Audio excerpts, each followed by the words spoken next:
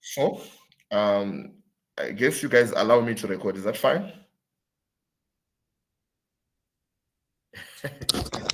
Yes. That's Okay. fine. Does that mean we're gonna start over again? No, there is no starting over. I'm only joking. I'm only joking. Yeah. So the what was happening was that we are now getting into the thick of things. At the beginning, we were just laying some ground rules about what is entrepreneurial finance. I don't think you might have missed something. You can actually read the notes. But what I was discussing about now, it's what I think is very important. So when we talk about entrepreneurial finance, we are referring to these three things here. So what I want to find out from you is to unpack these three things: investment decision, financing decision, and dividend decision. So if we can do that, at least we would have done something. So an investment decision: should I invest in buying a machine? So that's an investment, isn't it? Should I invest in buying a building?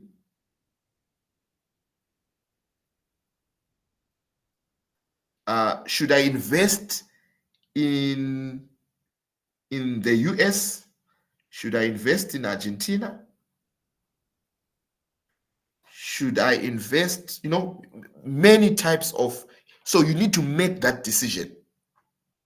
That's an investment decision. Should I invest in company A, or should I invest in company B or C? So you will need to make an investment decision.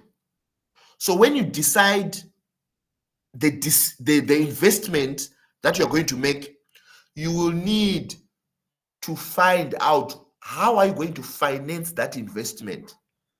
For instance, I have decided to buy a machine, and this machine costs 100,000. The machine costs 100,000. So how are you going to finance that machine? I've decided to invest in a machine that costs 100,000. So where am I going to get the 100,000? So that is a financing decision. Then a dividend decision. The people or the capital providers that provided you money to make an investment, how are you going to retain that investment when you have made a profit? So you can decide to return that profit back into investment as well. Or you can decide to exit as an investor or as a business, so that you can then sell the business and return the money to the people that provided you that money to make an investment. So think about it. So in the whole of finance, this is what we are trying to do. Even in personal finance, you as an individual at home, this is what you are trying to do. You are trying every day to make investment decisions. And when you decide to make those investments, you need to determine how you're going to finance that. And when you finance that, you also need to determine what is your dividend, what is your profit that you're going to get. And then you exit out of that transaction, or it's either you return it into the business. So these are the guiding principles of financial decision making. Whether we are dealing with a bigger company, large company, well-established companies, or it might be a small company. So these are the fundamental principles that we need to understand in finance. Those three financial decisions.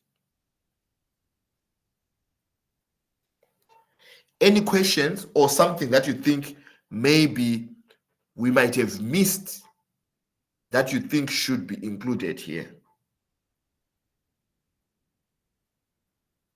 So there can always be something. So I want you guys to think there can always be something.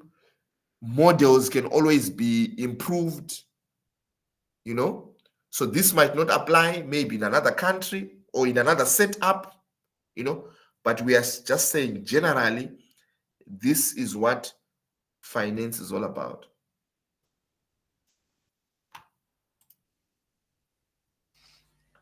Yeah, doctor, but if you are a small business starting out, I don't think dividend decisions or financing decisions would play an important role, but not as much as dividend decisions though. Because if you go and you are grant, then there is no need to like pay dividends. I mean, it's your company. So Okay. so the question is, when will this actually come into effect? Because if you take a small, medium, or large company, then these decisions, not all of them will affect all of them. Thank you, Leroy. So with the dividend decision, you are right. Small companies might not pay a dividend at that time, but at a certain time, they will still need to return back that capital that they were provided by whoever who provided that capital. So we will need to make a decision. How are we going to give back that capital? Are we going to retain it? That's also a decision, isn't it? That's also a decision. We are going to retain it in the business. So, in other words, that's retention.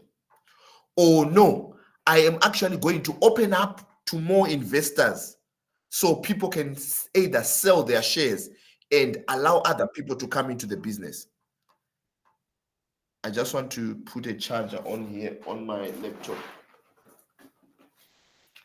So is that fine, Leroy? So the idea is just that at the end of it all, you still need to provide back the capital that was provided to you initially. That makes sense. So these decisions will be for the whole life cycle of the business. Yes, every time, every time. So people can decide at whatever point that no, I want to exit. So this is what I'm going to do in this investment. So you should always look at this from the perspective of you running the business and also from the perspective of you just being an investor. Because remember, me just being an investor, that's an investment decision, isn't it? I'm just buying a share. That's an investment decision. Is that fine? Funding. So just me buying a share from SASO, that's already an investment decision. I've decided to buy a share from SASO. But where am I going to get the money to buy that share from SASO? That's a financing decision. I'm going to use my salary to buy those shares and then dividends. So whether big, small company, the principle remains the same.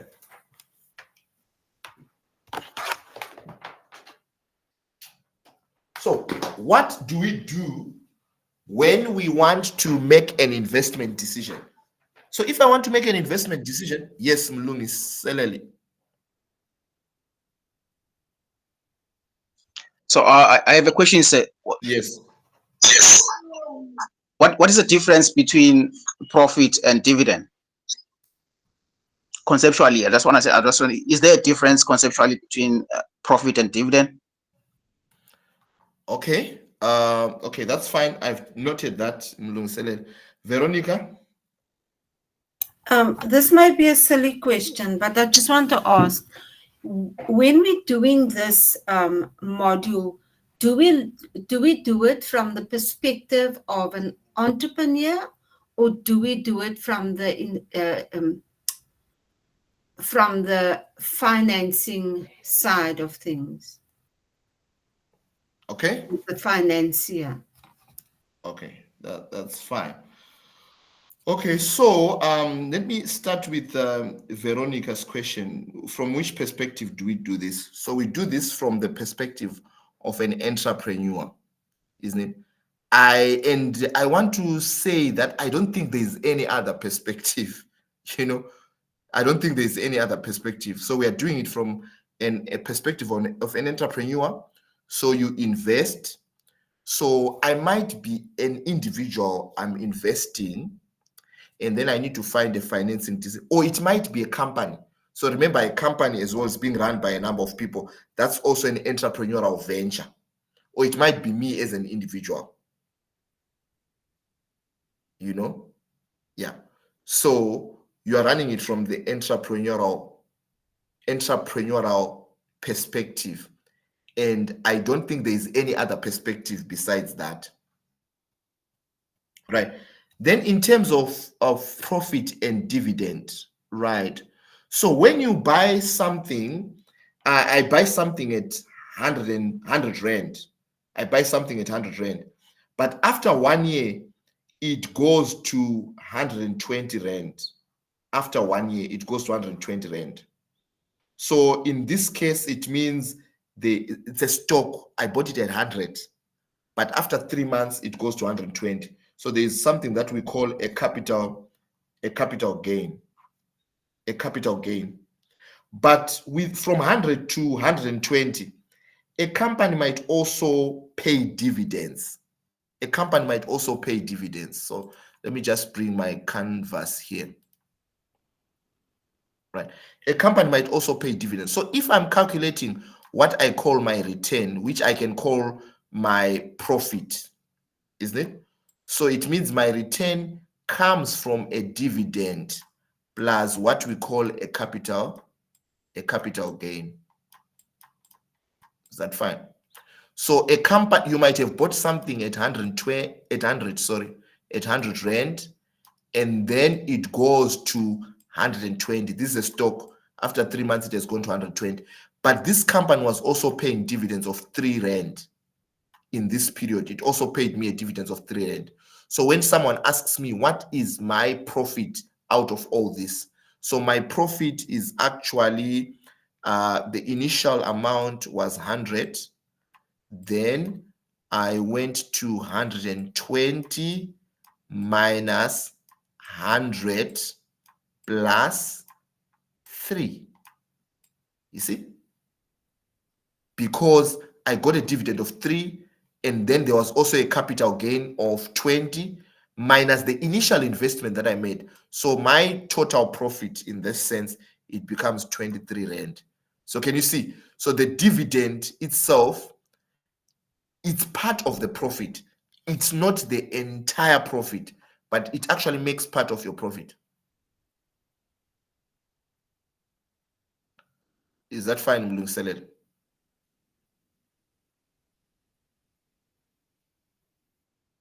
Yes, come again. Okay, where that 3 rand is coming from? Like, is it coming from your initial capital of 100 rand, or it is coming from from like your gains of 20 rand? I'm just confused where that rand is coming from.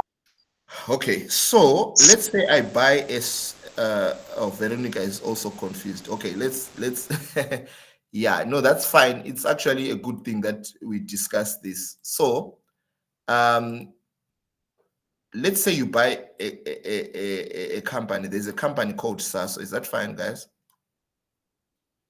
So you buy a share. I don't know what is the price of a share at SAST now. I don't know. So let's assume that price of SASO is 100 rand. But then they promise me, that's according to them, they promise me that they pay 3 rand dividends every after 6 months, or every after 1 year. Let's say every after 1 year. That's what they've promised me. That's what they do. So they pay a dividend. So when you go to the governance rules of companies, so companies declare, so companies make profits, you see? And when they make profits, they declare dividends. So when they declare dividends, they become what is called contractual. In other words, they will be obligated to pay that, because they sat down as a board and they said, we have made 3 billion in profits. So now we are going to pay dividends. But how much dividends are we going to pay?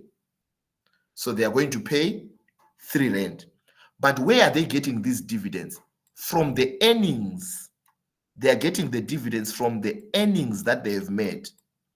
So let's say the earnings that they made were equivalent to 10 Rand. These were the earnings that they made. But they decide to pay a 3 Rand dividend. So where are they going to put the 7 Rand? Because all this is part of the profits, this 10 Rand. So, but they decide to pay a dividend. So in other words, it means the 7 Rand will be taken back into investment. They are going to reinvest that. But on the contract, when they declared the dividends, they said we are going to pay our shareholders 3 Rand per share. So if you have got 10 shares, it means you're going to be paid 30 Rand. If you have got 100 shares, it means you're going to be paid what? You're going to be paid 300 300 rand. Rand. Is that fine? But you see, over time, this 100 Rand per share went to 120 over time. But contractually, they told me they're going to give me 3 Rand. But the share as well went to 120. How does the share go to 120, guys? What determines the price of the share? It's Supply and demand. yes, it's supply and demand. So if there is more demand about that share, that's how it eventually goes to 120, because there is too much demand. Remember, the higher the demand, the higher the price, isn't it? So it has gone to 120. So now, if I am an investor, I now want to sell off this share. Let me sell it. It means I got my 3 Rand as a dividend, and I'm now selling it at 120. You see that? So in other words, but yet my initial investment was only 100 Rand. So in total, it means I've gained 23 Rand. So that was my profit into the investment that I've made. But that profit is divided into 2: dividend yield plus capital gain. The capital gain is the 20 Rand. The dividend yield is the 3 Rand. So in totality, that is my profit. For me, just as an investor.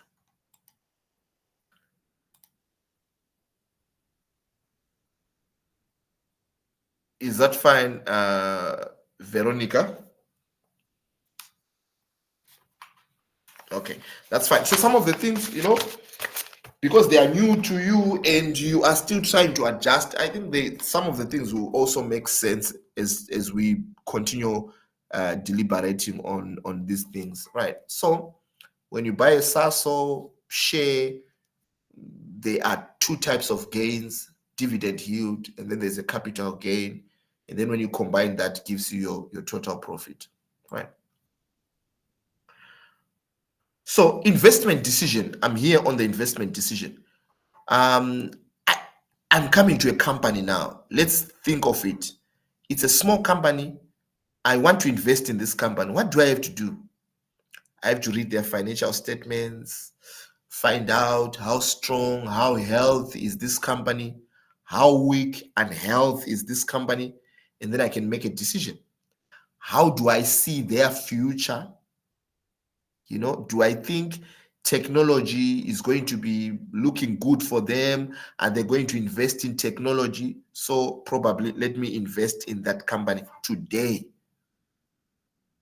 So investment decision. Can you see what I'm thinking about? Which company should I invest in? How much debt do they have, these guys? What are they thinking? What are some of the new products that are in the pipeline that are coming? So there's a lot of due diligence, and it becomes very, very important for small companies. Remember, small companies do not have reports. They don't have history. So you will be very careful when you are dealing with a small company than when you are even dealing with a well-established company. So you will definitely need to investigate this investment decision. This one. you will need to investigate this investment decision deeper. Analyze financial statements, make sure you understand what exactly is happening so that you can be able to make a very good recommendation or to make a very good decision. Financing decision. Who is going to finance you? Is it the right time now to take debt or to wait a bit and take more equity? Or just to wait later on and see? What is the optimal? Should I do 50%, 50%, or should I do 80% debt capital structure? What are the interest rates? Are they allowing me? How should I finance my assets that I need in the business? Dividend decision. Should I do a what is called a share buyback, where I am rebuying the shares from investors? In other words, if I'm rebuying the shares, that's also giving the money. I'm giving the money because I'm rebuying the shares. Imagine Mark Zuckerberg is now rebuying that 10%. In other words, it means he's now buying that person out, and Facebook remains his entire business 100%. But when he's giving that owner, he's no longer giving only 400,000. Probably he's now giving back 2 million, because that 400,000 would have made profits. What should I do? Should I maybe sell the whole business and just get my 10 million and give that other guy his 2 million? What should I do? And exit the business in totality. So dividend decision. So each of those becomes a big section that we will need to study about in entrepreneurial finance.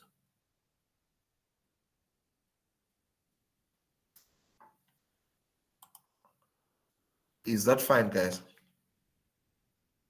Right. So we are reaching our half time very soon, maybe in 5 minutes. Then we can break a little bit. So this is a story again. There is interdependence between investment and financing decision. So sometimes you need to kind of intertwine. It becomes a bit complicated. They are kind of, you need to make the investment decision, but at the same time, you also need to think about the financing decision, how you're going to finance it. So certain investment choices are contingent on specific financing choices.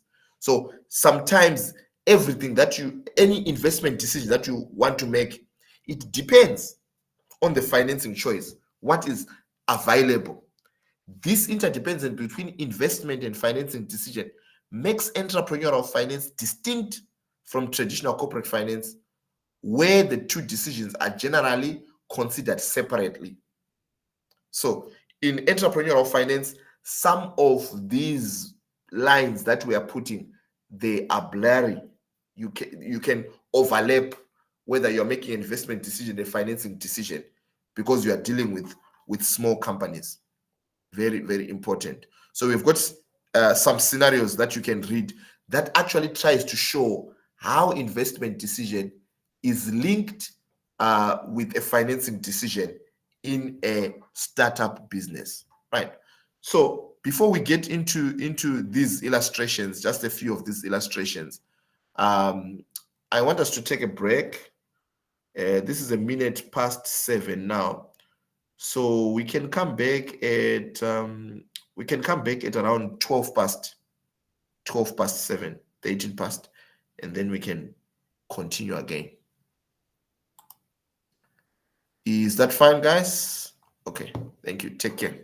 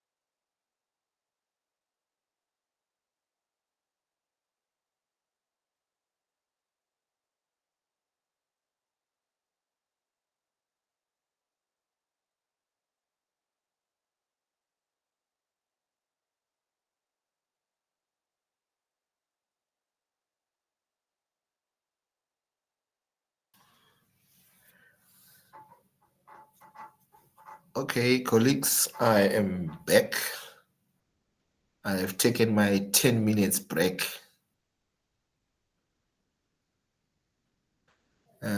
If you are there, you can just send a sharp message. I'm back. Yeah. Okay, I can see. Okay. Okay, that's okay. All right.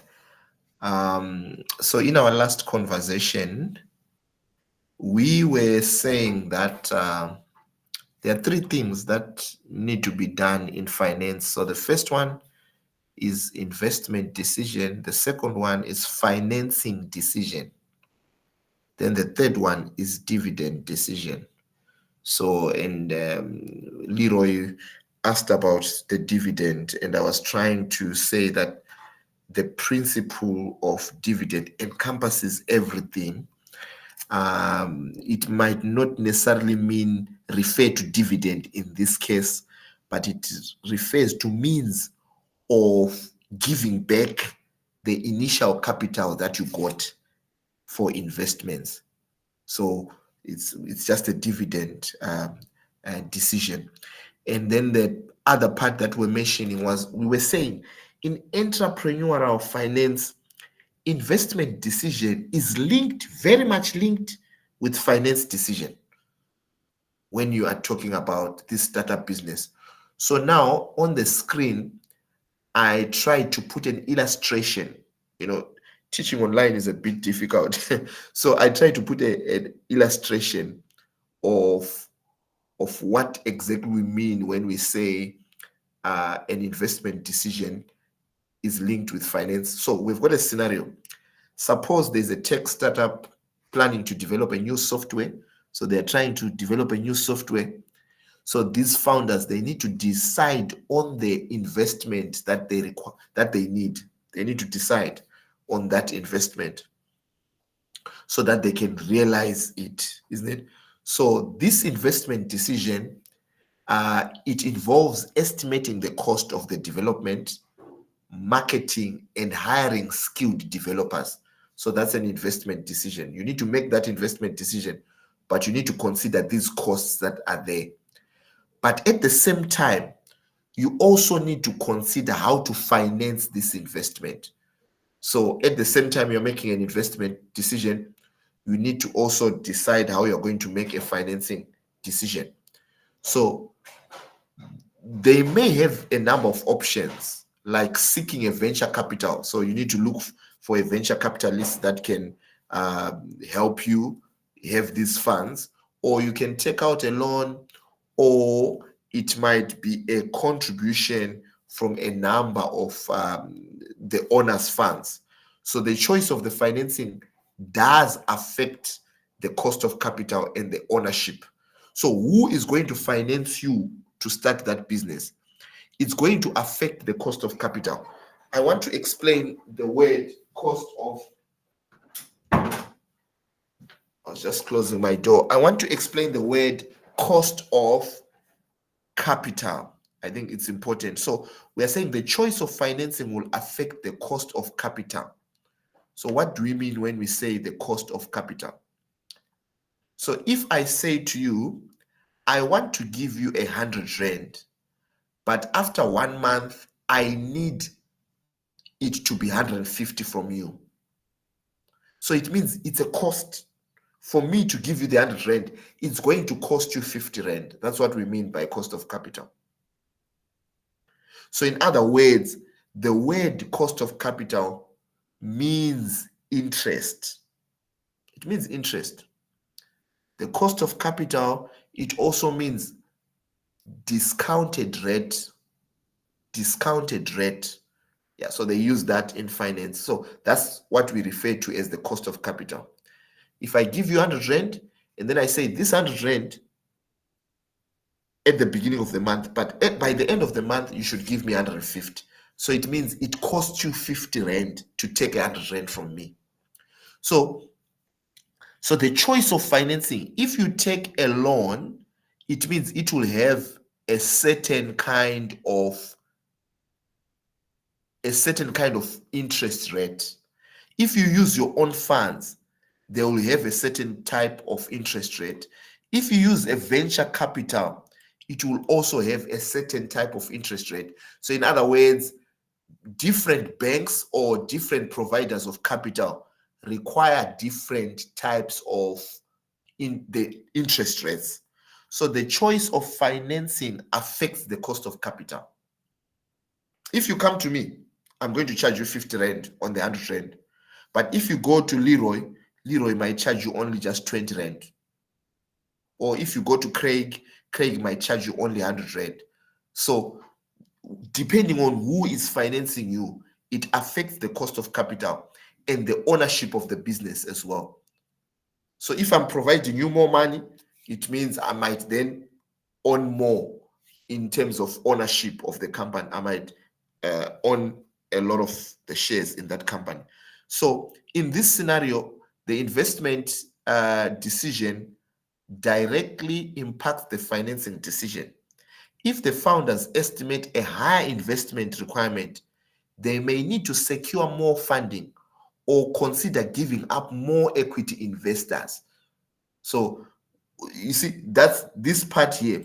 This is what shows that there is a link here, this line, because we are saying higher investment requirement, they may need to secure more funding or consider giving up. So they are actually deciding whether we should be financed by debt or we should be financed by equity. So that investment that they want to make depends also on the financing decision.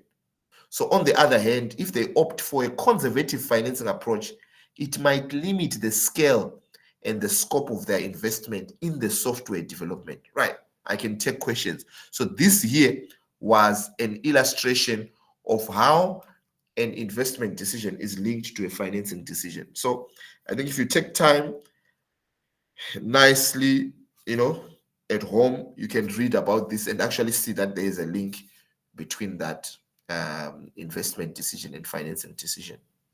Right? Any questions, colleagues? I've got a number of questions at the end as well that I'll ask you, but I just wanted to find out if you have understood this. So you can read. This is very practical, so I think you can understand this one. So some of the things that we are doing in entrepreneurial finance, they are common things that we know, but we need to reinforce them and use the right techniques when we are approaching them. Right? Can I go ahead? If I ask if I can get a sharp, then I can go ahead. Okay. Thank you. Thank you. Right. So illustration 2, I'm not going to do illustration 2 now, but you can read illustration 2. So it was almost the same as illustration 1. Then you can also look at, so what we are getting there is an investment decision, a financing decision, a dividend decision. In detail, you want to buy a machine, or it might be a patent, an option to take some action in future. So for instance, here we are saying when you might want to acquire assets. You might want to acquire assets. And it might be a machine or it might be a patent. And this one here, this one, a bit complex. An option to take some action in future. Anyone of you who has heard about options in stocks, a stock option? Anyone? I'm just trying to find out if I can explain it nice. Okay, Leroy, you know options. What are those options? So stock option is when the company gives you the option of stocks instead of cash or a dividend. So it's either dividend option or it's a stock option. It depends also on the company, the company philosophy or the company protocol. Okay, that's fine. So the one that that's fine. That's also a stock option as well.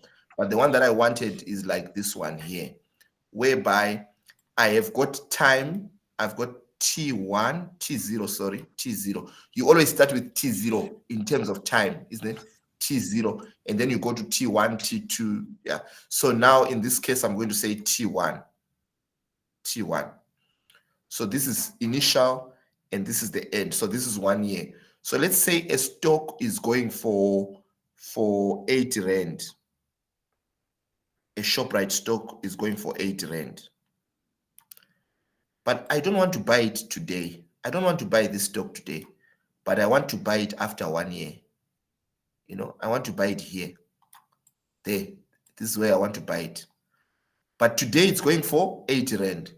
But I want to buy it at some time in the year. But how much am I going to buy it for? I don't know. So I will buy what is called a call option. A call option. I don't know if you've heard about that, guys.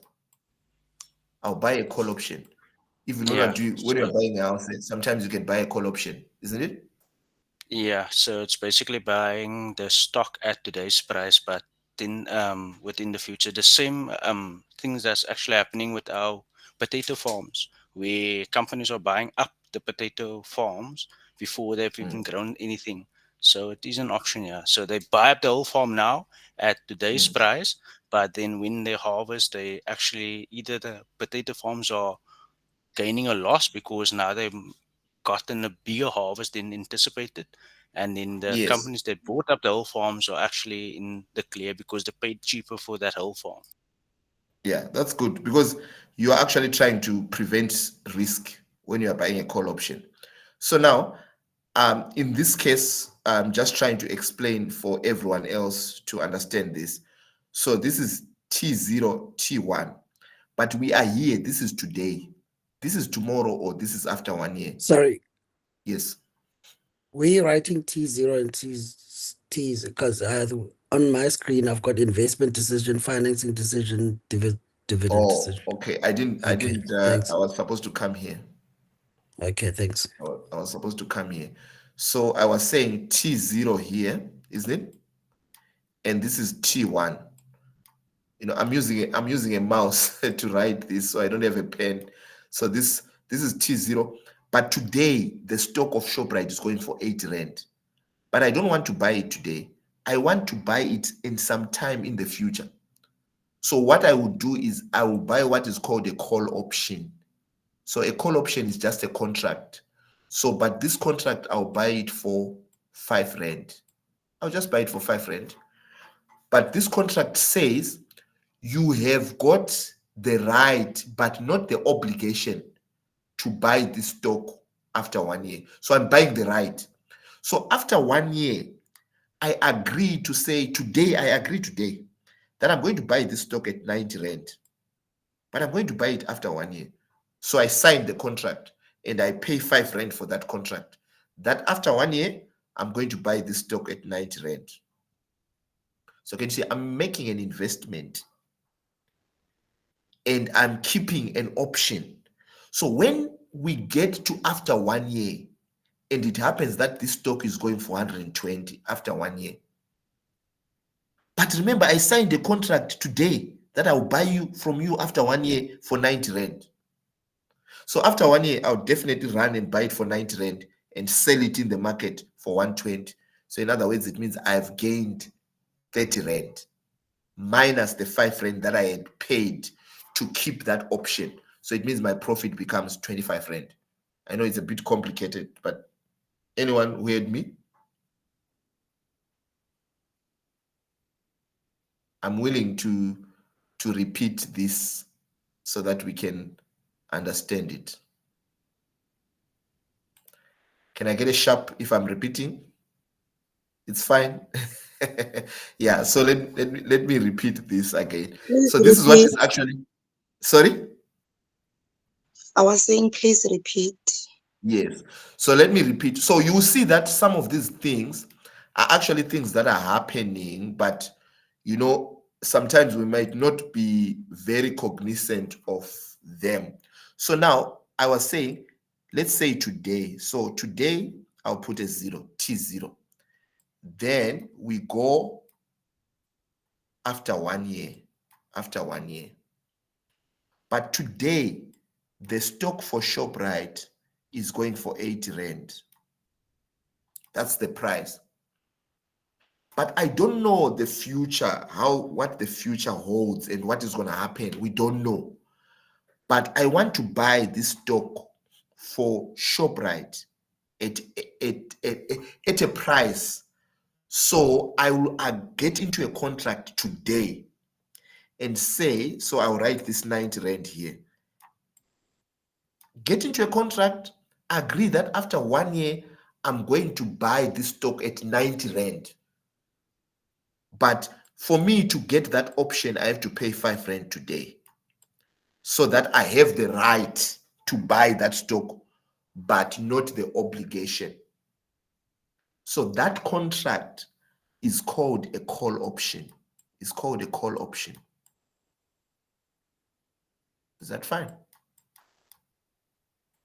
It's called a call option. But now let's And move. then, Yes. and then once you've gotten the right with the 5 Rand, and you wanted to, you're saying you want to buy it at 90 Rand, so you'll buy it at 90 Rand minus the 5 Rand. No, but remember, I've agreed that I am buying for 90 Rand, but this will happen after 1 year. But I'm keeping that contract with me. You see? Okay, now let me simplify this. It's like, guys, it's like I want to buy, someone is selling a car today, but I want them to keep that car for me. You know, then they say, give me 20,000 today. I'll keep this car for you for 30 days. If you don't come, what will I do? I'll take the 20,000 and sell that car to someone else. That's what we are doing. So I pay the person the 20,000 so that they don't sell the car for those 30 days. But when the 30 days reach, since I did not come to buy the car, they will take my 20,000 and then go somewhere else and find a buyer somewhere else. But why did I pay the 20,000? It is because I was buying that opportunity, that window of 30 days. That is what I was buying. So, but when we are talking about a stock, we are saying the stock is going for 80 Rand today. But then I sign a contract today. Can you sell me this for 90 Rand after 1 year? But the actual price of the stock, because of supply and demand, it goes to 120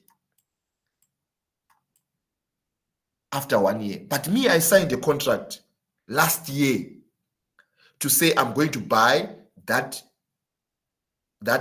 stock at 90. So I buy that stock at 90, but in the market it's going for 120. So I sell it in the market for 120. So it means I've gained. But the market does not always work on your side. The stock after this after 1 year, might not actually be 120, might actually go to 60 Rand, 60 Rand. But I signed a contract that I'm going to buy at 90 Rand. So remember, the contract says you have the right, but not the obligation. So it means I won't buy it for 90 Rand. I can't buy something for 90 Rand, yet it's now going for 60 Rand in the market. I can't do that. So it means I will lose the 5 Rand. It will just go just like that. But if the stock went to 120, it means I will exercise that option. You see that? Right.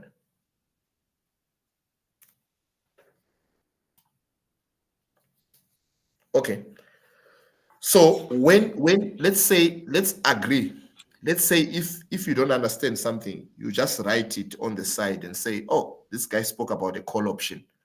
I'm going to read it a bit and then ask him again what the call option is.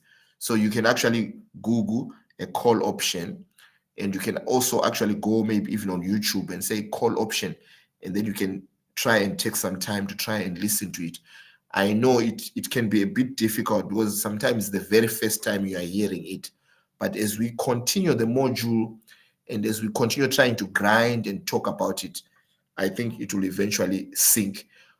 You don't really have to know what a call option is, but it's a type of an investment. that you can make today. So investments are made in many different ways. I can agree to do something in the future, but agree today. So in other words, I'm signing a contract. So Leroy was giving an example to say, farmers are farming maize, but they don't know what is going to be the outcome of their maize. So they can get into a contract today with a buyer of their maize.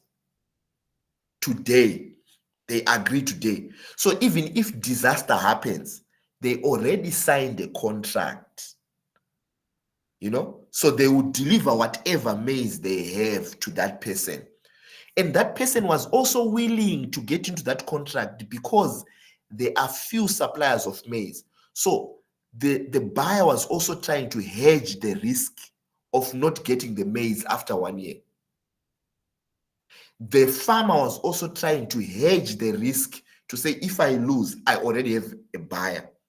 So even companies, imagine Saso does buy a lot of things from America, a lot of things from Australia. So it means it needs Australian dollars, it needs US dollars. But remember, the forex always is volatile all the time.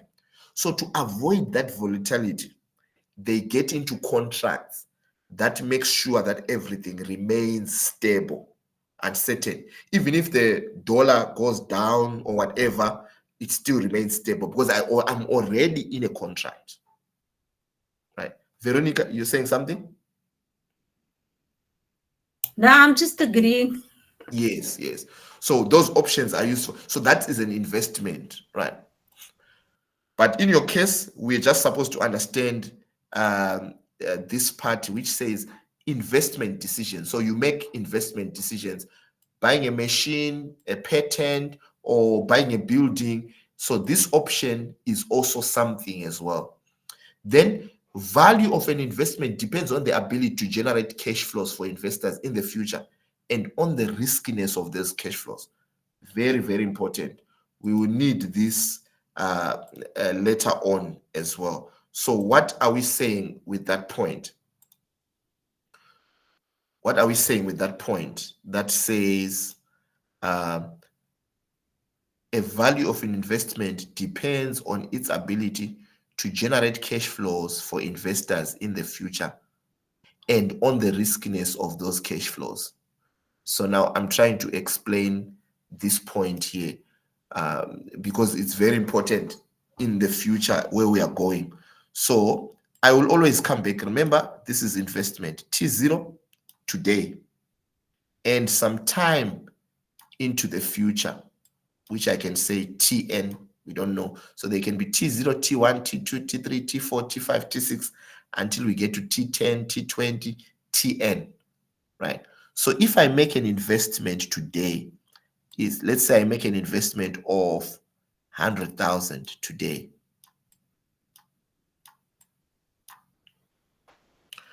So I've put a minus 100,000 because it is a cash outflow. It's an investment. It's money that is going out. So what will happen is that I'll expect some cash flows, maybe at T1. This is T1. So that cash flow might be 20,000, 20K. T1. At T2, I might also expect another cash flow again. Let's say that one is going to be 40K. You see that? So these monies that are coming in because of this investment that I've made here, these are what we call cash flows. They are coming in. So they are positive. They don't have a negative. But this initial investment was negative. Assume, let's make it practical. Assume this was a taxi that I had bought. I bought it for 100,000. A taxi to ferry people from Cape Town to Khayelitsha. So this is what I've made. But after 1 year, I'll get 20,000. After 2 years, the second year, I'll get 40,000. The third year, maybe I'll get another 60,000. You see? But what investment did I make? I only made 100,000 investment. So these are what we call cash flows here. that are coming into the business because of the investment that I initially made. But these cash flows, they depend also on the riskiness. Maybe if there is too much strike in that year, that was strike becomes also a risk that takes its face. So it means these cash flows might decrease. They might not be as what I've estimated here. They might actually decrease. So every investment does have a cash flow, and that cash flow might happen within the terminal point, or it might happen at the terminal point. So you invest today, T0, you might actually get your investment out at TN. So I invest 100 Rand today, then I get my 150 after 3 years. This was 3 years as an example. Sometimes I get a total of 150, but sometimes I might actually get a 40 here in the first year and get another 10 here and get another 60 in the middle and right at the end. Is that fine, guys?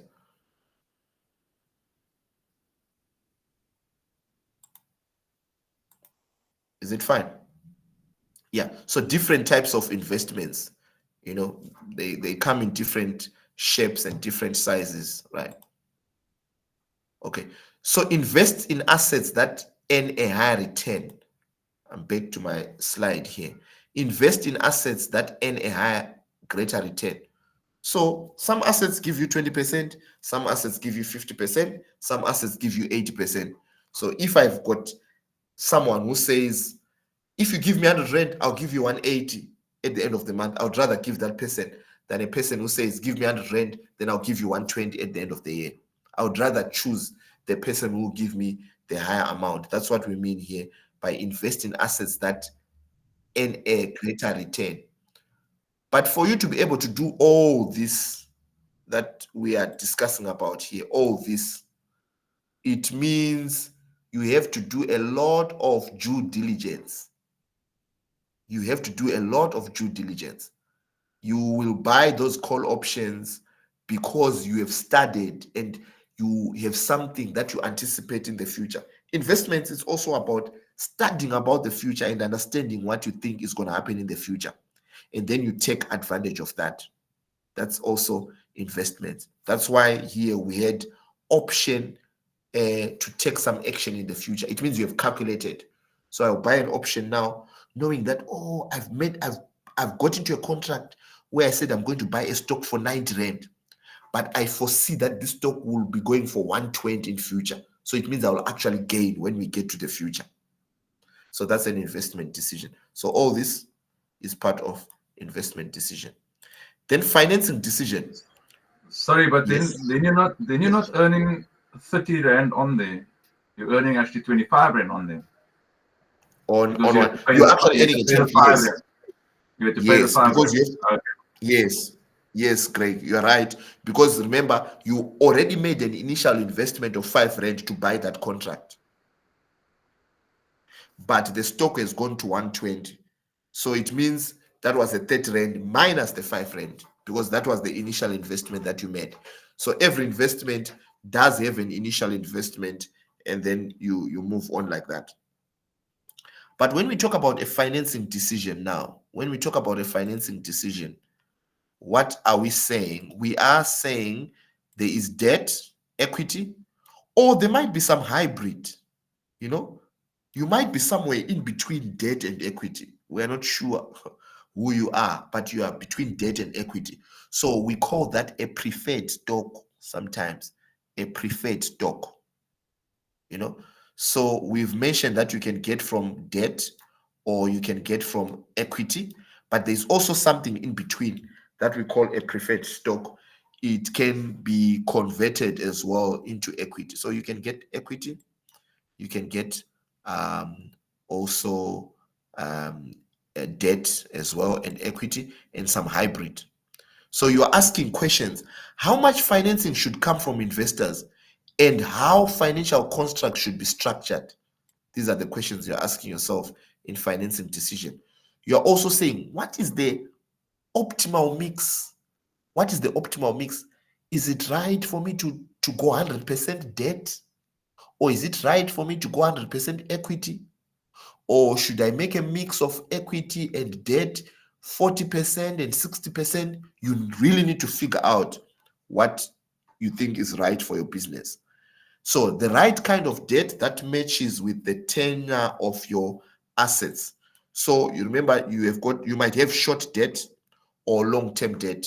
So you also need to make sure that your assets match up to that. You also, if you've got long-term debt, you should also have long-term assets. If you have got short-term debt, you should also have short-term assets. Isn't it? Short-term assets, so they should be a match up. Because imagine, guys, I go to the bank and I don't find my money in the bank that I had saved for 5 years. I had actually put my money in the bank for 5 years. But when I go there on year 5, I don't find my money.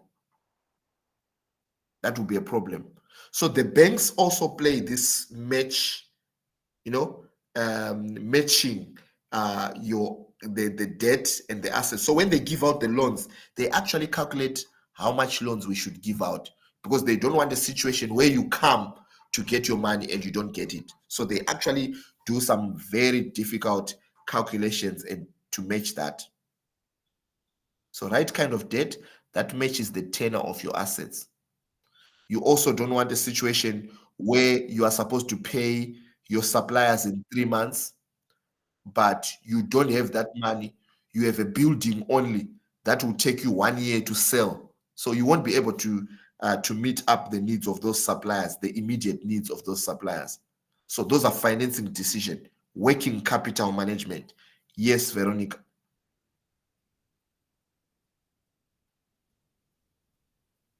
No, sorry, nothing from me. Okay, yeah. So that is what financing decision entails. Number 3, sorry, dividend decision. How much cash can you return depends upon current and potential investments. When you borrow cash from people, or when people are shareholders within your company, you can only return dividends into the company again if there are potential investments, and those potential investments should be giving you a higher return. Otherwise, if they don't do that, you would rather return back the money to the owners so that they can do something with that money. So a company should only hold money and not give it back to the shareholders for the reasons that they have got very good investment opportunities. Otherwise, if the company does not have very good investment opportunities, it means they should return back the money to the shareholders. How you choose to return the cash to the owners would depend on whether they prefer dividends or buybacks. So some owners will say, no, we don't want dividends. We want to sell all our shares. So it depends. So those are all the decisions that you need to make. So investment decision, financing decision, and dividend decision. So if someone wants to know, should I lend this person money or should I not lend them money? So that's like a credit analyst. Should we give this business money or not? It means they will need to understand your financing decision. What are you thinking about it? How much debt do you already have? So it means they will need to go to your financial statements and unearth some information from the financial statements. So the analysis of financial statements will then determine whether they can give you a certain amount of money or not. The same way, when we want debt, what do? We go to the bank, we give them our pay slips, we give them everything, and then they determine based on that. So in this case, the company has to provide its financial statements. Financial analysts analyze that, credit analysts analyze that, and then they give a recommendation that this is what you qualify for. You cannot qualify for any other amount. Right. So there's a lot of due diligence that needs to be done. Any questions, guys?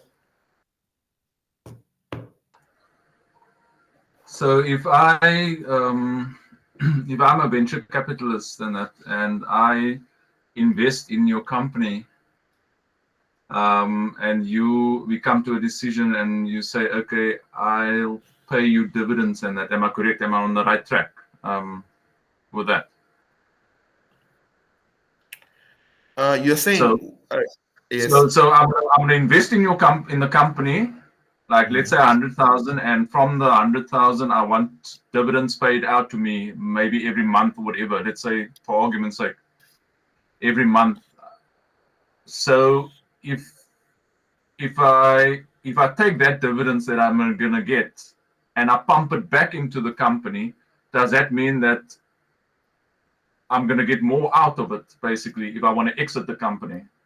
So it's going to be the 100,000 that I initially invested and then get more out because I'm pumping my dividends back into the company. Am I on the right track? I don't know. I'm asking the question. Okay, so that's okay. So remember, if you invest, let's say you invest 100 rand to begin with in a bank, so the 100 rand and at 7%, it means you're going to get 107%, 107 rand at the end of the year. So now, when you stay again another year, it means the 100 rand will need to gain another 7 rand. But that 7 rand that you earned initially will need to gain another interest of its own. So that becomes interest on interest. So instead of using the word interest on interest, we use something that is called compounding interest. So it compounds. But remember, as a venture capitalist, it means you are willing to take high risk. High risk, it means you are also part and parcel of the company ownership. So if the company does well, it means you get more profits. But if the company does bad, it means you also lose all your money as well. Isn't it? I don't know if that answers you, Craig.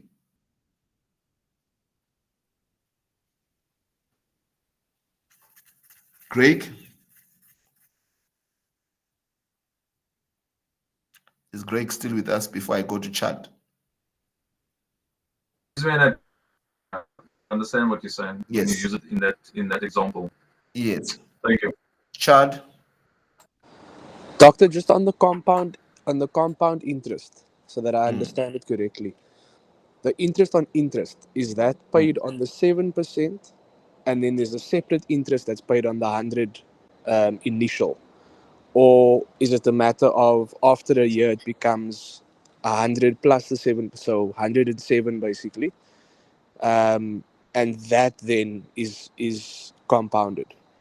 Okay. Let's do some maths a little bit. Let's do some math.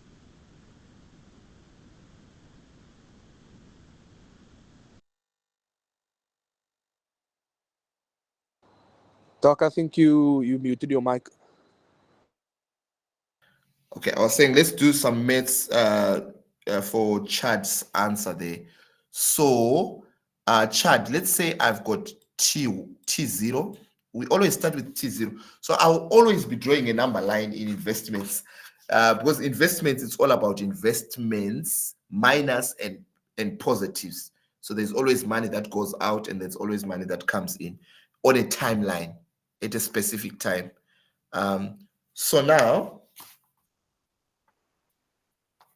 okay, so now I'm going to go to like this. I'm going to have 2 years, or let me have 3 years. So this is T1, this is T2, and this is T3, right? So I'm going to be earning 7% per annum, 7% per annum. So, but today I'm going to invest 100 rand. I'm going to invest 100 rand today. So what it means is that after 1 year, which is here now, it means I'm going to have 100 rand plus 7%. Is that fine? Which we know that 7% in this case is what? It's 7 rand. So when I go to year 2, so in this case, it means this one is 107 rand. But when I go to year 2, I will have a, right. So we need to clarify. There's something that we need to clarify. Number one, we're going to clarify simple interest only before we go to the compounding. So when we are using a simple interest, it means that 100 rand in year 2 will earn a 7 rand plus the 7 rand that was already there. So it means in year 2, I now have 114. Can you see that, guys? In year 3, I'll have 100 plus 7 plus 7. There's a hand plus 7. So this is according to simple interest rate. Right. Is that fine, guys? Simple interest rate. But now on the compound, here it means I'm now on year 2. It means this 100 rand. Oh, sorry, I'm writing on a wrong. Right. Here it means this 100 will have to have its 7%, which is 7. But this 7 will also need to have its 7% of 7. So that you can then find the total. But I have a formula which is easier, which I'm going to show you. Then there is this one, it means the 100 rand will need to have the first 7. And then that 7 will need to have that other 7 will need to have another 7. And that other 7 will need to have another 7. So it becomes a bit complicated. But what you can do, you can use this formula, which is called PV bracket 1 plus I to the power n. This is the formula that you use when you are doing continuously, when you are doing compounding interest. So PV means the present value, which is 100 rand. Then bracket 1 plus 7%. 7% is 0.07. So it's plus 0.07. Then n here represent the number of years. If it was 1 year, you put 1. If it's 2 years, you put 2. If it's 3 years, you put 3 here. Are we together? So that let's now do the one for year 3. Let's actually, okay, so the other thing, you need a calculator in this class, or you need to open an Excel spreadsheet so that we can be able to calculate together. So this is 100, I'm doing for year 3. 1 plus 0.7, it becomes 1.07 to the power 3. What do you get? Anyone to give me the answer for that? For this one here. 100 bracket 1.07 to the power 3. What is it? 122.5043. 122.5043. 5043. Yeah, that's fine. So 122.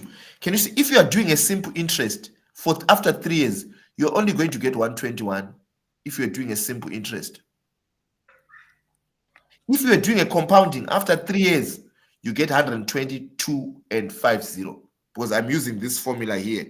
PV is equals to 1 plus I to the power n. That's the formula you use. Instead of trying to balance everything, it will be difficult. it will be difficult. So you use that one.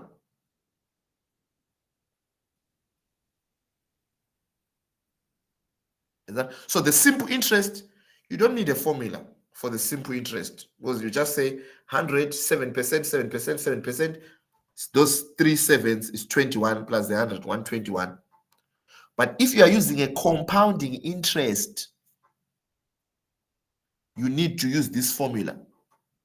PV is 1 plus I. So maybe on your piece of paper, you can write this, because I was trying to explain this concept. So for simple interest, very simple. You can calculate that one. That's fine, no problem. You don't need a formula. For compounding,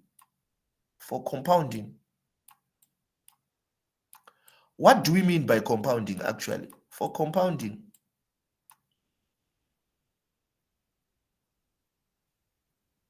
it's PV, present value,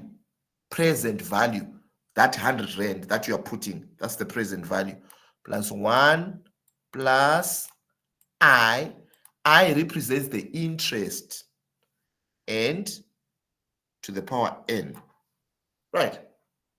That's the formula.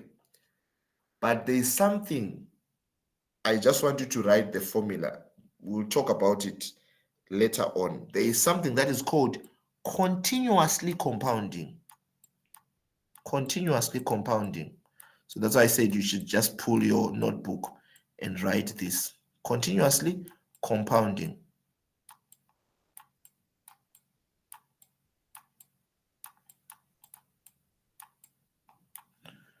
Continuously compounding is PV, and then you say E to the power I n. That's what you do. It's a bit complicated. PV, but now exponent in, interest multiplied by the I here. Now, I don't need to go into the details, but let me just explain what I'm saying. Simple interest per annum after 1 year. But if I'm compounding, I might compound twice a year. So that means semi-annually. Is that fine, guys? Semi-annually. Or I might compound quarterly. So in other words, I'm receiving, on a simple interest, I'm receiving the 7% after 1 year. That 7% is going to be calculated after 1 year. But on a compounding, I can decide to compound that 7% twice in a year, semi-annually. Or I can decide to compound that 7% 4 times a year, that is quarterly. Or I can decide to compound it monthly, or I can decide to compound it daily. So imagine the banks where we borrow the money from, they don't compound yearly. Like when you take a debt and they say 7%, it doesn't necessarily mean that when you borrow 100, they will say they want 107 at the end of the year. No, it doesn't work like that. You will discover that you will actually, not even monthly, Veronica is saying monthly, they don't even do monthly. They do every second. Every second. Remember here we were saying 1 year, then the 7% will another year. No, they don't do that. They do every second. No, not even daily. They do millisecond. Millisecond. So that's why we call it continuously. Continuously. So it's a mathematical technique, but we are not going to discuss deep about it. Something that is continuous is something that does not have a break. That is continuous. If you say daily, it means I'm saying daily, then I'm saying tomorrow, then I'm saying the other day tomorrow. Can you see? I've got breaks there. So examples of things that are continuous, like your height, your age is continuous. It does not stop. Every day you are aging, it does not stop. That is what I refer to. I'm just giving that example as a continuous. But when we are referring to the number of people, you can never get a number of people as 7.5. It's not possible. It's always 7 or 8 or 10. That was the number of people. So in other words, in mathematical terms, it is discrete. But so when they are doing an interest rate, they don't do compounding. They don't do it simple. They do something that is continuously. So in other words, it means there's an exponent. In other words, it means when you borrow the money, instead of it growing like this, it doesn't grow like that, but it grows faster, exponentially. That's how it grows. So when you borrow money, just remember that they are charging you interest every second, continuous. It's not a daily thing. It's not a monthly thing. It's not a yearly thing, but it's continuous. So those were just different. So when you are doing an investment decision, remember, when you are doing an investment decision, if I am borrowing you money, I'm also investing because I'm giving you 100 rand. While you are also taking 100 rand to go and buy something, you're also investing. So, the perspective in which you should see who is investing, who is lending money, and who's not. So everyone becomes an investor in that sense. Because if I'm borrowing money, my business is to give money out. I'm also investing and I'm waiting for the interest. And you are taking money from me to go and buy a machine. You are also investing as well. So while you are doing that investment game, you should be aware that they are not only talking about simple interest. They are not only talking about compounding interest, but they are talking about continuously compounded interest. So let's do an example to see the effect of this. So in our discussion, we said if you invest 100 rand after 1 year, you are going to get 107. But if you invest it for 3 years using simple interest, it's going to be 121. Is that true, guys? Can I get a sharp? Yes. Yes. So now, listen to this now. If you invest the 100 rand for 3 years, but compounding, someone calculated it and we got 122.504. Is that fine? Because we were using this one. The 121, we get it using this one. The 122, we get it using this one. Now, let's use this one. Let's use this one, guys, and see what we're going to get. So it means on your calculator, you're going to say 100 exponent I is 7%, 0.07. N is 3 times 3. Calculate it and tell me what you get using your calculator.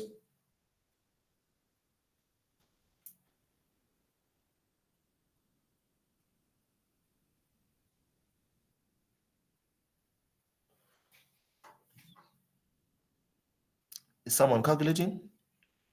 Veronica, are you calculating it? Unfortunately, I don't have a calculator at hand. Oh, okay.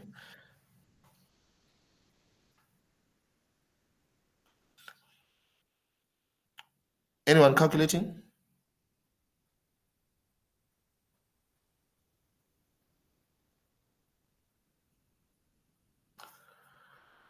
Finance students, who is calculating?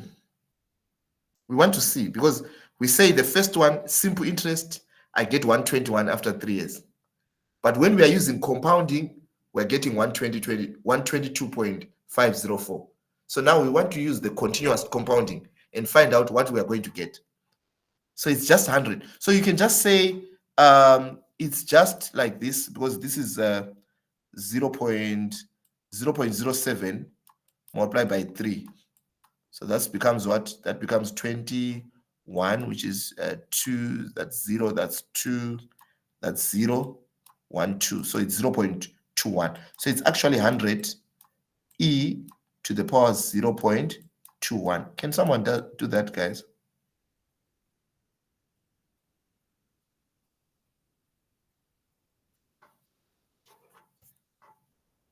Who gave me the first answer? 122.504. I didn't check. Who gave me that one? Is it 263 Rand and 2 cents or 0.026? It's what? 263.026. It's too much. It's too much. Yeah. It's too much. It should just be above 122 slightly. Okay.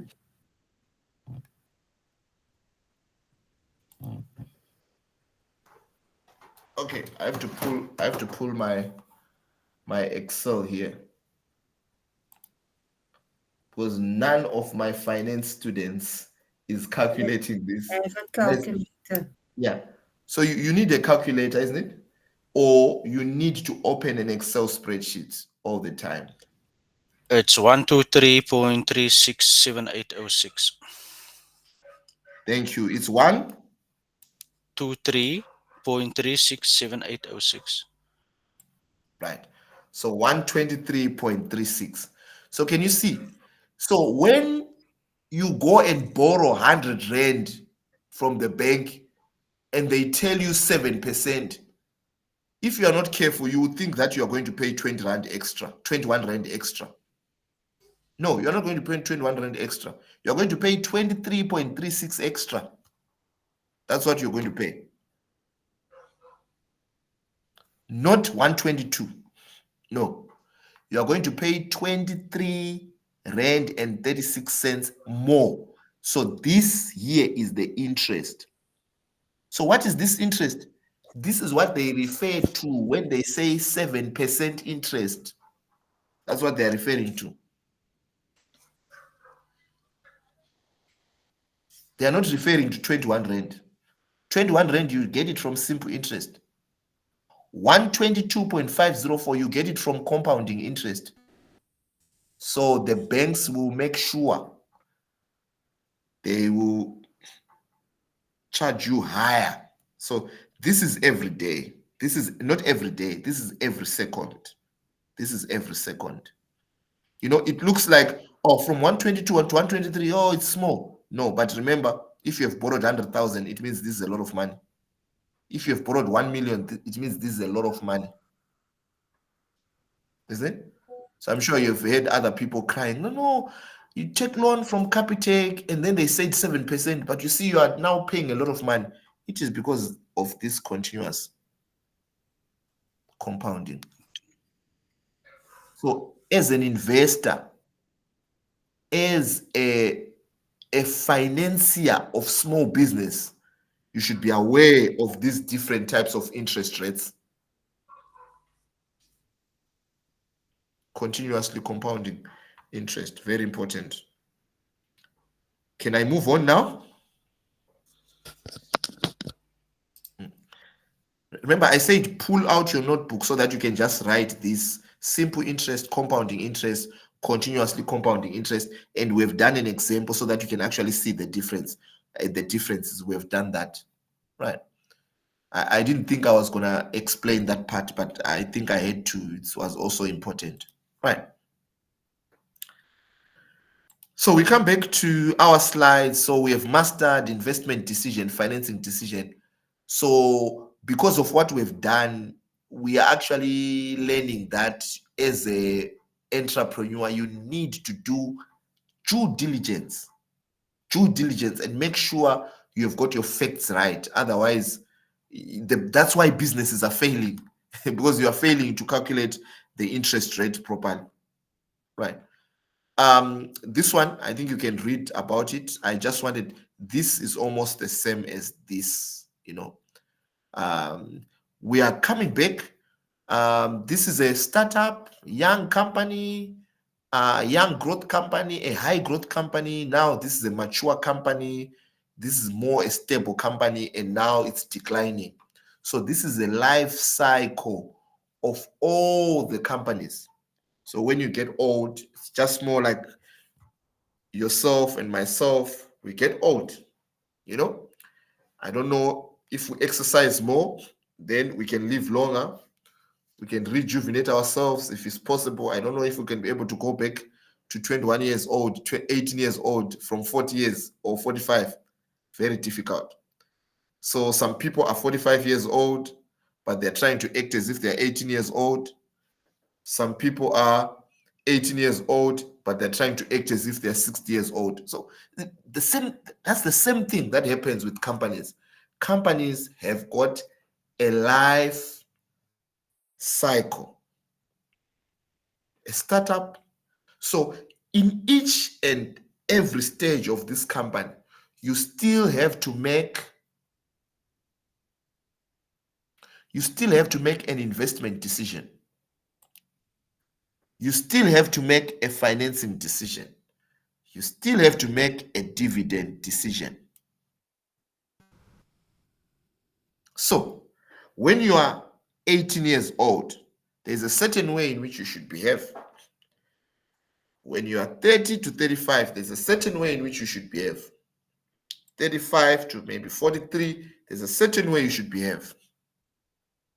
So in the realm of what we are talking about, what is it that we are referring to? So you see that this company is still small, it's making revenues are growing. Later on, the revenues are coming down. Earnings, it's making earnings, but later on, the earnings are coming down as well. See that? Earnings are coming down. So long back, companies like Coca-Cola, as an example, I'm giving a long time traditional company, Coca-Cola. It would take many years, from startup until it declines. Maybe it would take about 70 years. But nowadays, because of technology, companies are quick. They move from startup within a few years, 10 years only. The company is already making billions and billions. We're talking about Facebook. We're talking about companies like LinkedIn, companies like Apple. Their life cycles. So in other words, in now, if I'm trying to align it to human beings, it means these companies are now eating GMOs, genetic modified. Remember, we as human beings, if we are eating these genetic modified foods, it means we grow faster, isn't it? So it means the companies as well, they are now having GMOs in the sense of having technology that is making sure that these companies, they move fast, they reach their high growth very fast. So as an example here, if I am making an investment decision for a high growth company, it means I want to scale up. I want to scale up my production. If it is a financing decision, it means I would want more of the equity and a little bit of debt capacity. But if it is very young, I don't even want debt at all. Can you see? I don't even want debt. I only want equity funding. Because how will I pay that debt? I want people who are willing to be owners of the business so that when we lose, they don't cry foul because they were also the owners of the business. They also had the voting rights. They also had the power to control what is happening in the business. But if I am a young company and I go and take debt, how will you pay that debt? Will they even give you that debt as well? That might be problematic. In terms of a dividend policy, I am not going to be paying dividends. I'm a small company. I need more money to make sure that I reinvest. But later on, when the company has grown in terms of dividend, it means now I can return back the cash from various investors that gave me that money. See, there's a cash build up here as a mature company. So you will find out that in terms of the dividend policy, when the company is still young, not paying dividends at all until the company is now mature and stable, then it starts paying dividends. So these are fundamental principles in entrepreneurial finance. You need to understand the life cycle of a company. You need to do a thorough due diligence. If you're analyzing LinkedIn, if you're analyzing WhatsApp, Facebook, Amazon, you need to understand all this, the different types of financial decisions, and these financial decisions differ depending on where you are in terms of the life cycle of a company. Right? Questions? Questions? If I should proceed, maybe you can just give me a thumbs up and then I can proceed. We are almost about to wrap up.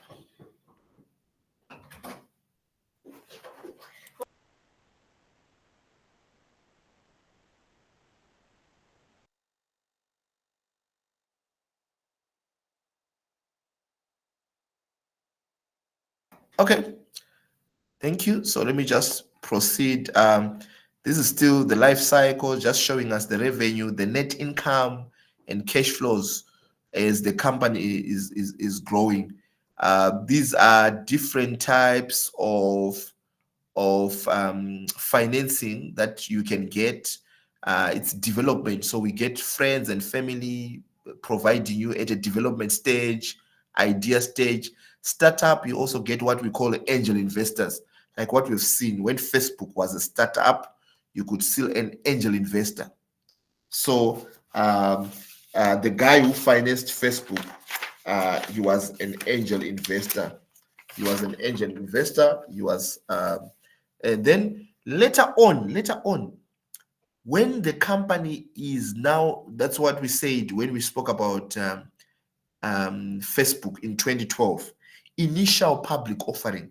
This IPO means initial public offering. It's where the company is now selling shares to the public. It's now selling shares to the public. So those are companies that you are now actually exiting being a private, small, little company.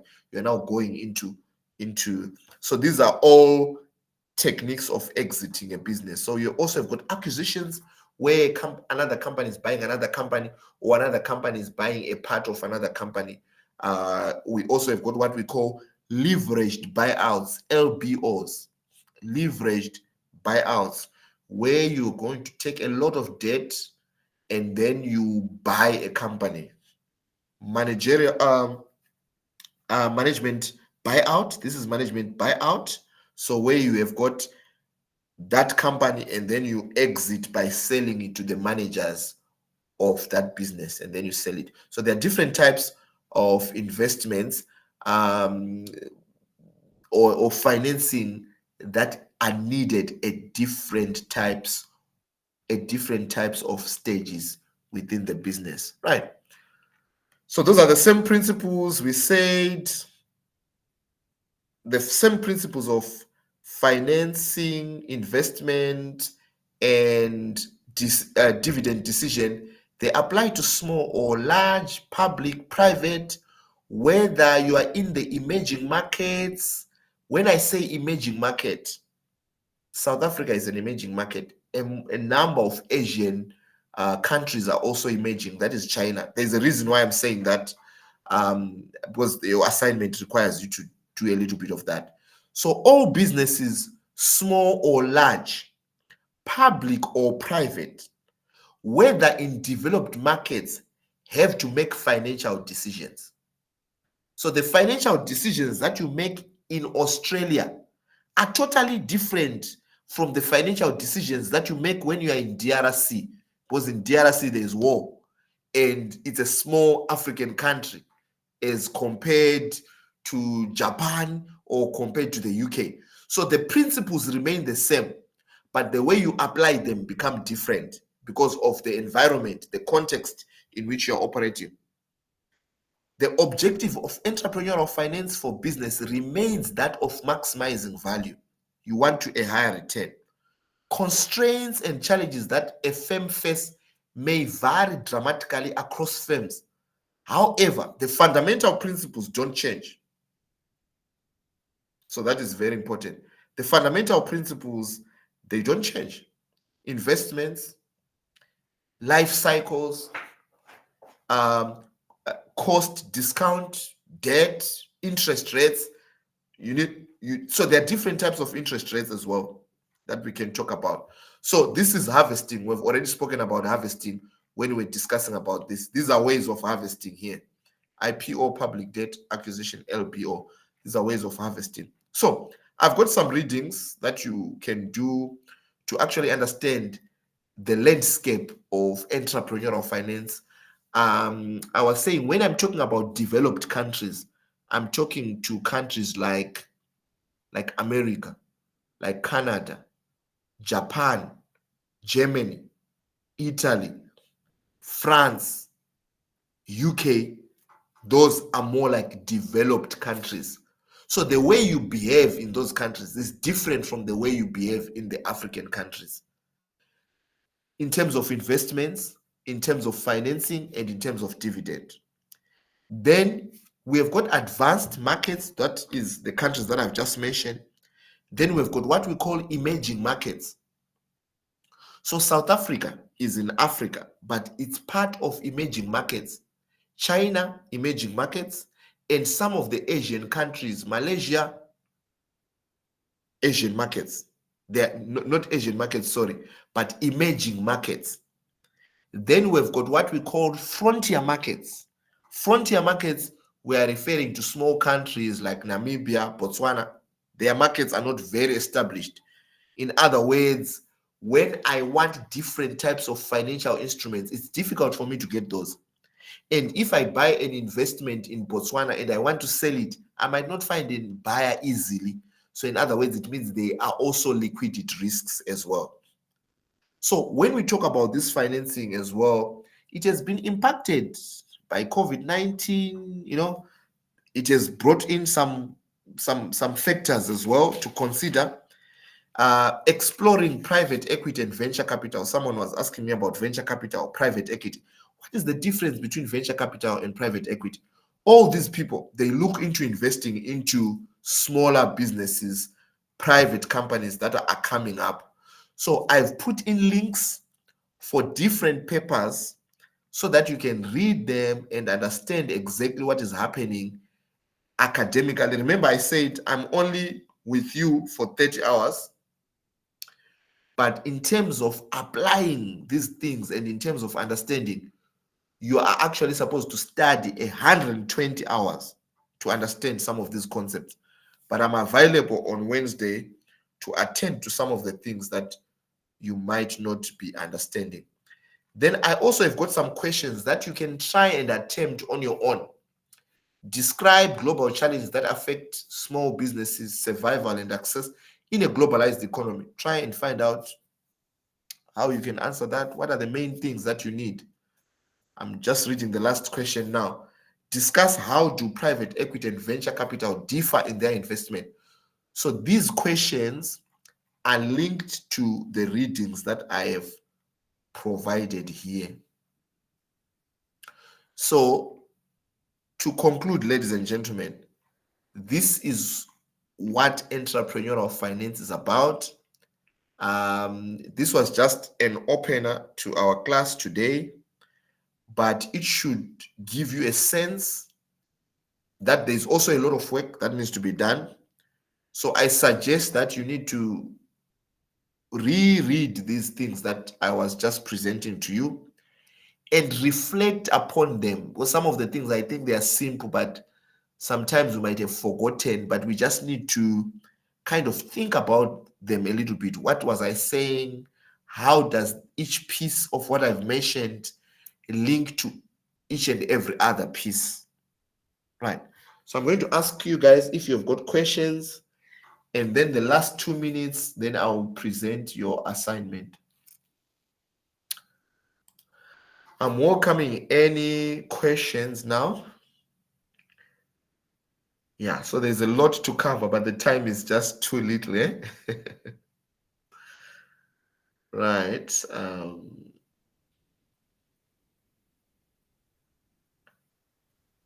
Angelina, any questions? Any additions that you want to add?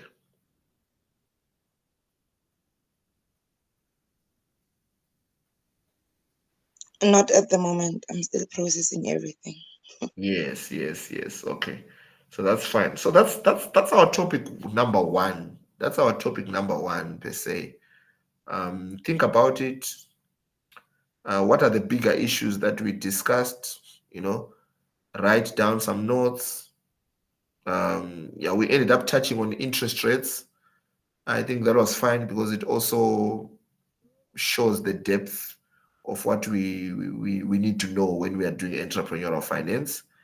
I'm going to ask Chad. Any questions, Chad? Nope, I'm all good. Thank you. You're all good. Okay. That's fine. So now I want to go into your assignment, the first assignment, which is due on the 16th. Let me see if I can manage login. So how do you guys usually communicate? I know that you had said you need my number, so let me just put my number there.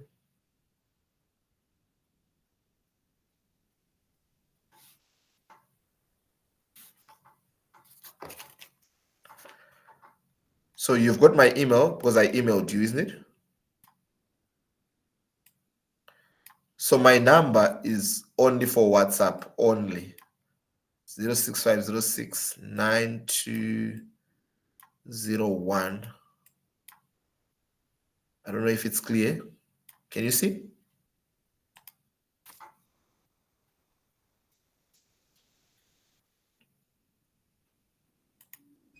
Can you write it in the chat, please? Okay, 0 Oh. 6 0 5 0 6 9 2 0 1. Thank you. Right.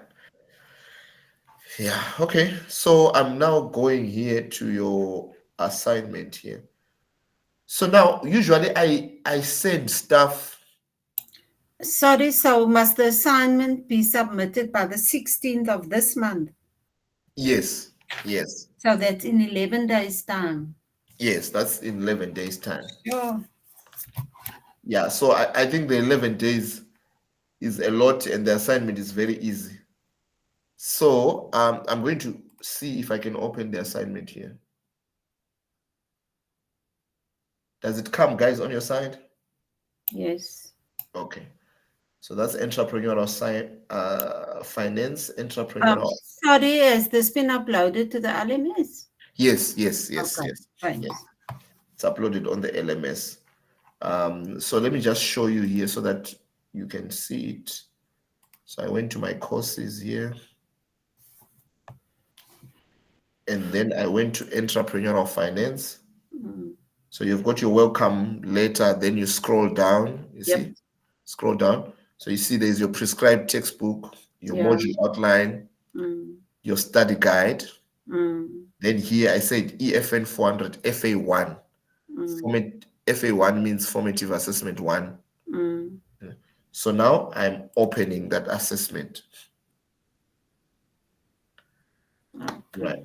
So now when I open the assessment now, I will then see how easy it is here.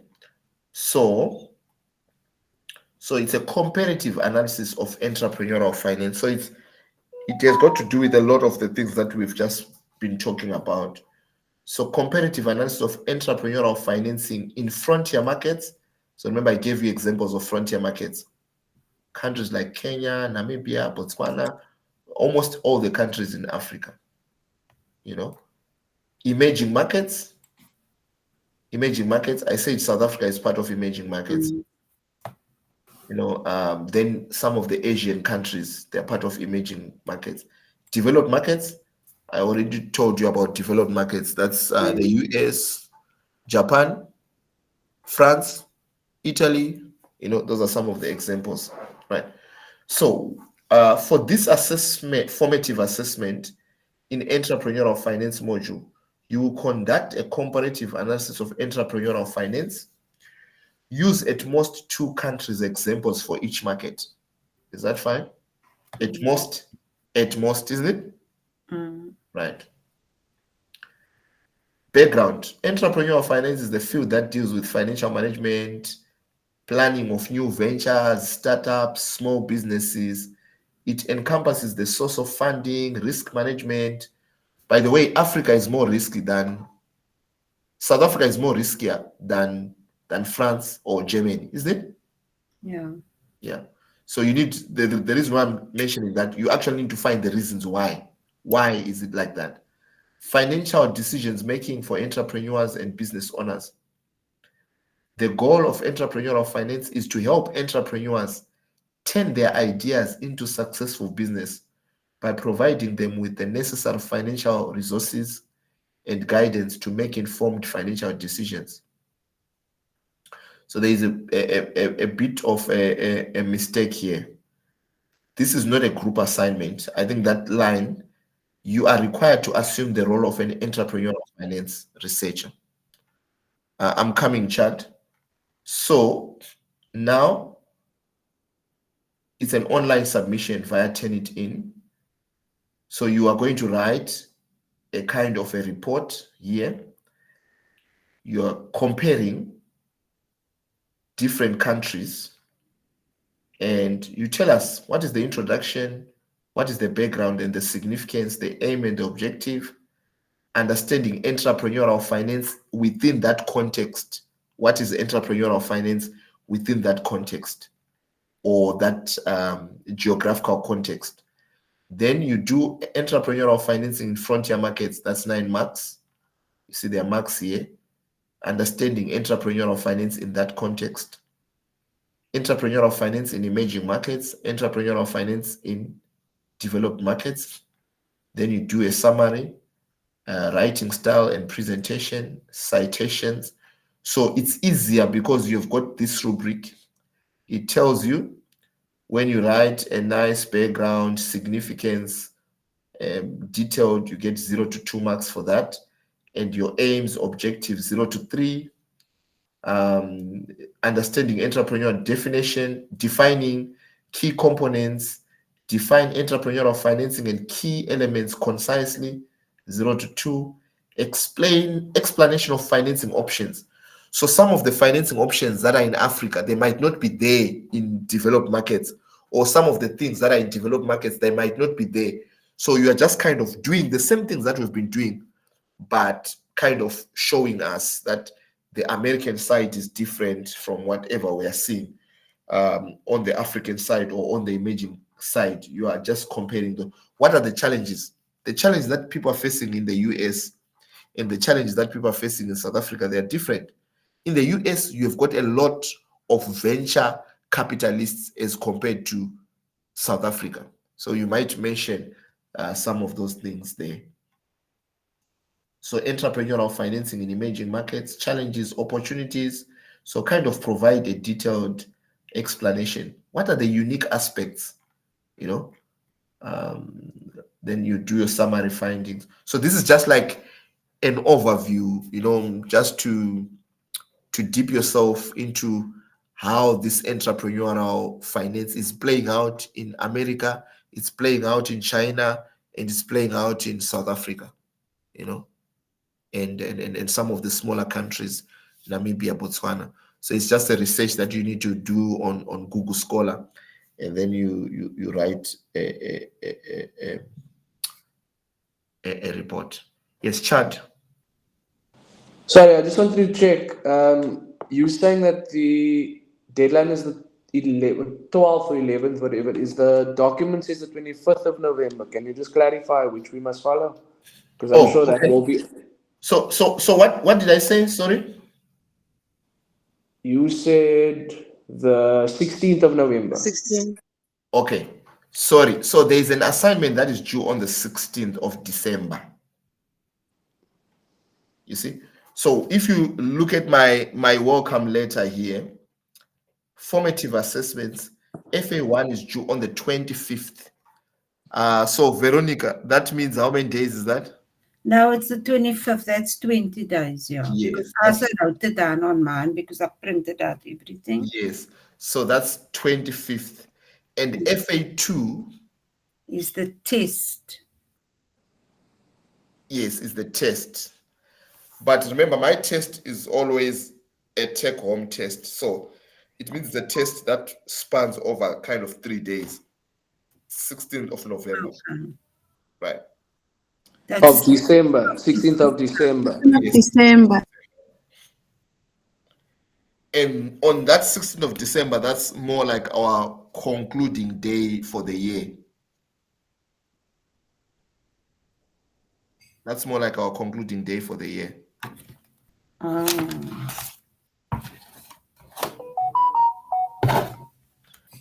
So we won't actually be having a class on that day, but it will be just you submitting your FA2. Right. so that will also be submitted via Turnitin. Yes. Okay. Yes. Then now on your summative assessment, that is a group now. That is now a group. So your FA1 is an individual assignment. Your FA2 is an individual assignment. Is it? Yes. Then now your summative is a group assignment. So you will have to present. So I was calculating these days and saying that you guys might have finished your holiday probably on the 9th of January. Not on the 9th, actually, maybe on the 10th. On the of January, 12th. or the 13th. I don't know. The Or 13th the 18th. is the work day. Yes. So in other words, you then have 7 days or so to, you actually will be having, you'll be having about a 2-week period to then to do the presentations. Tell me, the presentation, will that also be a group presentation? Yeah, it's a group presentation. It's a group presentation. And how will the groups be selected? Do you select the groups? Okay, I'll select. Random selection? I'll send a list for group 1, group 2, and group 3. I just need 3 groups only. Only 3 groups. So then, but now when you present and then I give you feedback, it means you need then to incorporate that feedback, and then you submit a report by the 27th, which is the last day now, where you submit your group assignment, right? But now I don't know, some might have been in the group but we're not doing anything in the group. How do I get to know that? So after you've submitted your group assignment, you submit an individual reflection report by the 28th, your own individual report. So in other words, even though it is a group assignment, you have a different mark. Even though it is a group assignment, you will have a different mark because of the individual reflection report. Because an individual reflection report tells me whether this student understood and to what level did they understand what we were talking about. So then it will differentiate in terms of an individual mark. Right. Sorry, I have a question. Yes, Segal. Can we please choose our own groups, if it's possible? I usually don't allow that at all. You know, there are a number of dynamics, because I don't want to feel anyone to feel sidelined. I want everyone to feel like they are in my class, you know, because sometimes, you know, when it comes to groups, there are always kind of cliques, you know, that happens in groups. So yeah, we will do a, what do you call it? What do you call this? It will be random. So we'll do it together. It will be a random kind of a process. And then, you know, we'll find a system that can help us do a random. So it will be just A, B, C, group A, B, and C, only 3 groups. So until all the names are done. So I think I'll reserve a 30 minutes some other time to actually make those groups. Yeah. Because remember, I'm also a student, so I know these groups sometimes, and people have to work in the groups. And if people don't work in the groups, then it means they won't get the mark. They won't get the mark. And I will also be accepting anonymous emails coming to me telling me that so and so is in the group, but they're not doing. I can contact them and tell them that what's happening. But how would you know that the individual report submitted by the person is the actual truth? Not that I'm disputing anything here, but how do you know it's a true reflection of what actually happened? Remember, I will see in your collaboration. Remember, you're going to do a presentation, isn't it? You're going to do a presentation. So in the presentation, I can actually see the collegiality amongst your group members. And remember, I said I'm also actually at the end of the day, I might actually request you guys to kind of reflect on each other. So Veronica, it means Segals will also reflect on you within that group as well. So probably if you are 6 in your group, it means you've got 5 people reflecting on each one of you, on you as an individual. It could be biased. Yeah. So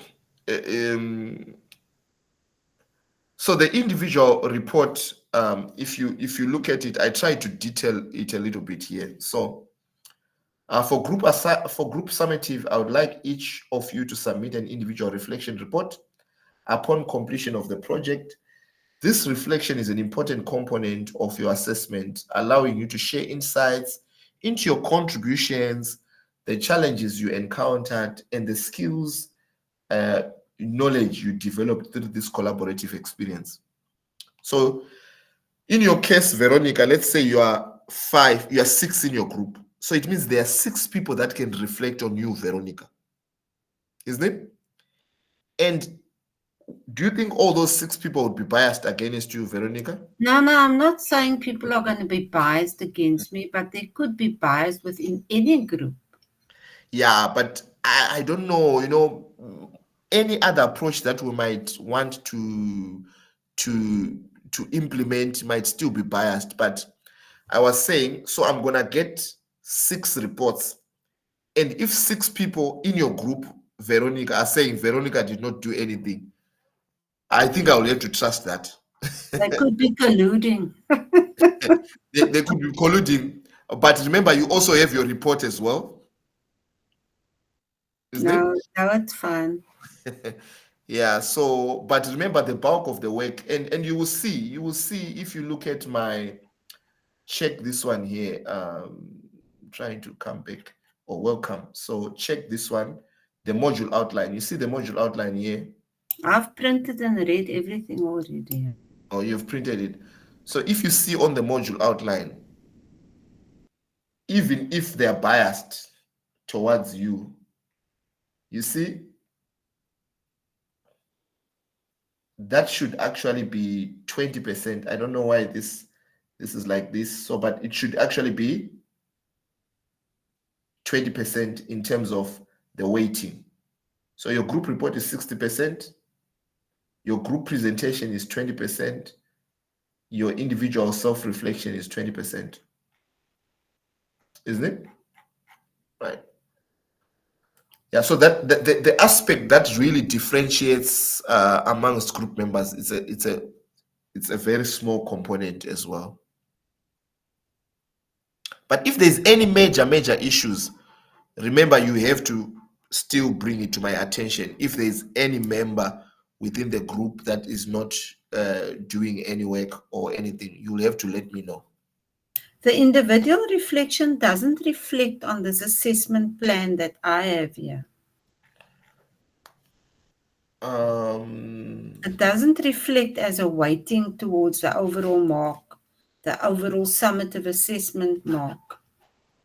It doesn't reflect. It should reflect, because I was saying 60%. Otherwise, if it does not reflect, I'll have to correct it.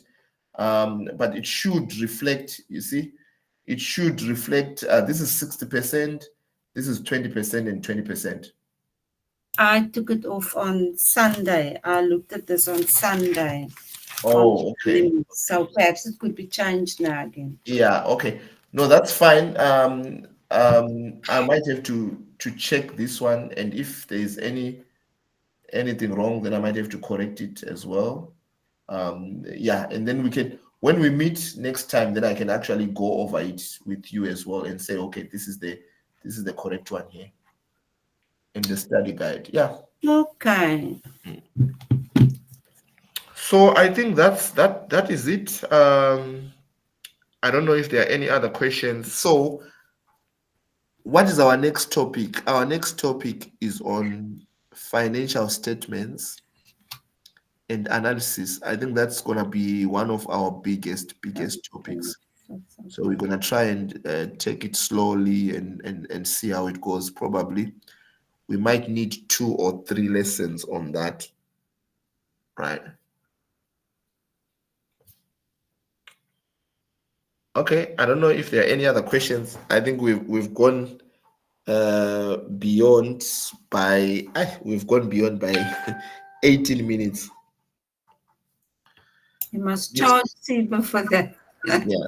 So next time I'll try and just stick on time because I don't want you guys to be tired. Right. So assessment. Are you gonna make the recording available? Yes, as soon as I get the recording, I can send it to you. Okay, thank you. So the other thing, And guys, remember you are not alone. Never ever feel alone in this module. Send me a message. Can we meet up on Wednesday? Can I make an appointment? I just want to see you for a few minutes so that I can understand what's happening. I don't know where to get this information. How do I use Google Scholar so that I can get this information? You know, yeah, reach out. At this moment, we are not supposed to be failing at all. University is the easiest. It is the easiest. Right. In my last modules here, I've always been getting 100% in entrepreneurial finance. Yes, Bongile? I would like to know, do you recommend ResearchGate just for us to get information? Yes, ResearchGate, Google Scholar. Yes, ResearchGate, Google Scholar. There are many others that you can use as well. Papers, yeah, there are a number of them that you can use. So you're writing. So your AI, remember there's artificial intelligence now, isn't it? So your AI should actually be 0. Your AI should be 0. Why? It should be about ideas that are building up. It should not just be something that you have generated randomly. It should be something that is logical, something that is flowing properly. So I don't need a lot of pages. You should not even go beyond 5 pages. I don't even need a lot of pages because you see, the moment I say a lot of pages, it means you guys are going to be generating things from somewhere. No, I just need simple things. If you can do a minimum of 3 pages, a maximum of 5 pages, that's it. It's just 50 marks. We spoke about investment. We spoke about financing. We spoke about dividend. How does it differ across those regions? In Africa, it's different than in Europe. It's different than in the US. It's different than in Asian markets. So talk about those. There are already other papers that I've given you as well that talk about that. When I gave you about my reading list there. You see that? This paper, Entrepreneurial Finance and Crowdfunding. How do these different regions finance small businesses? And which one is easier? Which one is difficult? What are those challenges that they're facing? What is the regulation in the Europe, in America, and in Africa? So it's something logical. It's a very good exercise just to make you research and do kind of a proper academic writing, reference properly using upper 7th edition referencing technique. So just to make sure that your document is clean.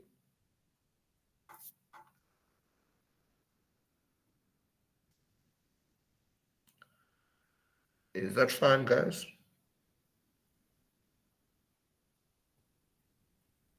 All right. All right. Okay, so let's meet on Thursday. We've taken long, so I promise you guys on Thursday, exactly at 8:30, we'll be logging off. Thank you, guys. Take care. Thank you. Bye, everybody. Thank you. Thank Goodbye. you. Thank you. Bye. Bye.